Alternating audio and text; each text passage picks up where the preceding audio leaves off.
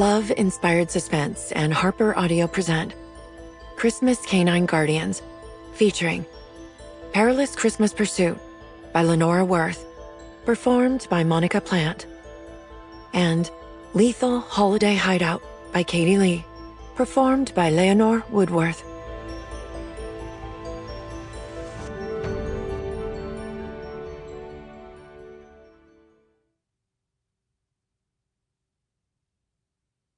Perilous Christmas Pursuit.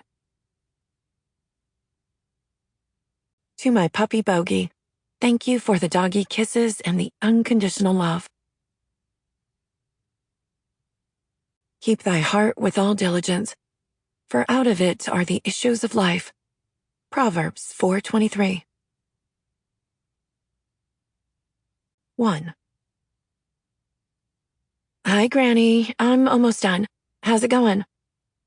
Isla Jimenez held the phone to her ear and glanced at the white and black clock on the wall of her downstairs tech fortress at the Elk Valley, Wyoming Police Department. Almost 8 o'clock. She always liked the near silence at the end of the day after most people had gone home. Her brain worked better when she could be alone and hear nothing but the thoughts in her head, the kind of silence she'd craved as a child.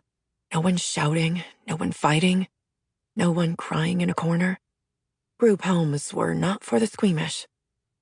She'd promised her grandmother she'd be home by now. The last home visit from the adoption agency would take place tomorrow, and she wanted to finish setting up Enzo's bedroom. He already lived with her as a foster child, but he'd officially become her child if all went well. She could finally adopt Enzo and make him her own. She already loved the toddler, but a few setbacks had kept the red tape of the adoption tied up. She'd had a busy year. As a technical analyst for the police department and the Mountain Country K-9 unit, she'd helped solve a serial killer cold case. The investigation spanned 8 months. During that time, she'd also been targeted by a stalker, a woman from her past who'd tried to defame her to the adoption agency, who'd finally been arrested.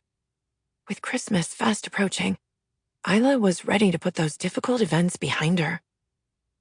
"Things are good here, honey," her grandmother, Annette, said. "I can't wait for you to get home so we can finally celebrate. I'm going to be the best abuela in the world." "You are already that, Granny Annie," Isla replied, glad she lived across the street from the station. She'd been a foster child all of her life, and when she'd aged out, by the grace of God, Annette's, the maternal grandmother she'd never known, had been waiting for her with an offer she couldn't refuse, a home and funding for college. "I am, aren't I?" her ever-feisty grandmother replied, her bubbly laugh sending sweet chimes out over the airways. "Hurry home. I made flan for dessert." Isla's favorite. Having her grandmother move in with her to help with Enzo did have its perks. Isla had a lot to celebrate this Christmas. The excitement of finally being Enzo's mother kept her going even when she was exhausted, thankful that her dream had come true. She didn't need anything else for Christmas. Having Granny and Enzo with her, after the years she'd been through, gave her the peace she'd prayed for so long. Now she could truly relax and enjoy this final step. She closed her files, saving them in an encrypted cloud. Before she shut everything down, she did one last check.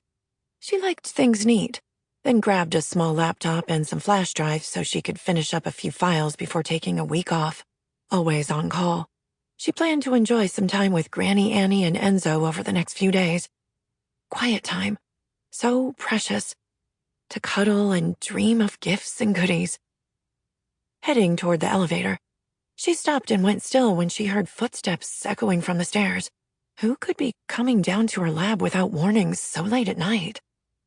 "Isla, you're still here." "Michael?" The local vet took care of the department's K-9 officer dogs and did a great job at it. Handsome and quiet, his hazel eyes always alert, his hair always needing a comb. He never had much to say, and he had no reason to come looking for her. And yet that shiver of awareness made her glad to see him. "What are you doing here?" Then she saw the massive dog standing like a stone. Sample complete. Ready to continue?